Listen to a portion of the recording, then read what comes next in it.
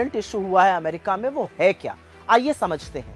अडानी जी America गए, वहां के स्टॉक एक्सचेंज पर लिस्टेड एक कंपनी थी अजोर पावर, उसके साथ साठगांठ की, प्लान बनाया कि भारत में सोलर एनर्जी प्रोजेक्ट लगाए जाएंगे।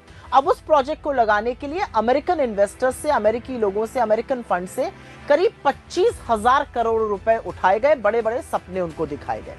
फिर भारत में सोलर एनर्जी प्रोजेक्ट लगने थे, लेकिन यहां पर दिक्कत यह आई कि जो बिजली थी वो बहुत महंगी थी, तो सरकारों ने वो लेने से मना कर दिया। बस फिर क्या था, जो 25,000 करोड़ रुपए अमेरिकन इन्वेस्टर्स से उठाए थे, उसी में से 2200 करोड़ रुपए, 2200 करोड़ रुपए भारत के नेताओं को और अधिकारियों को घूस दी गई। इससे हड़कंप मच गया।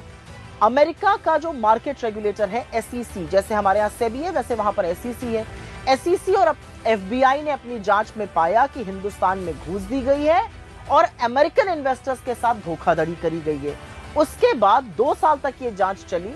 डिपार्टमेंट ऑफ जस्टिस जो अमेरिका का है, उसकी ग्रैंड जूरी ने अडानी के को इंडाइट किया क्रिमिनल इंडाइटमेंट में और एक वारंट इशू किया। मजे की बात यह है कि उस ऑर्डर में यह भी बोला गया है कि गौतम अडानी ने हिंदुस्तान के मार्केट रेगुलेटर सेबी से झूठ बोला और यहां के इन्वेस्टर्स के साथ भी धोखाधड़ी की।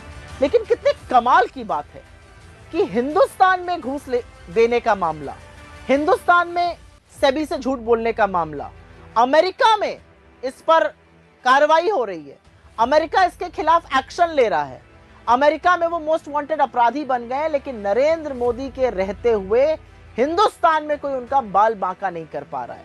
और अचरज की बात यह है कि जब ये सारा मामला सामने आया तो उनके बचाव में भारतीय जनता पार्टी ऐसे कूद पड़ी है मानो उन्हीं के हों। अरे मोदी अडानी थोड़ा पर्दे के पीछे रहने दीजिए, पर्दे के आगे तो थोड़ा दूरी बनाए रखते। लेकिन असल में भाजपा के लोग अडानी का बचाव मोदी से भी ज्यादा बढ़कर कर रहे हैं।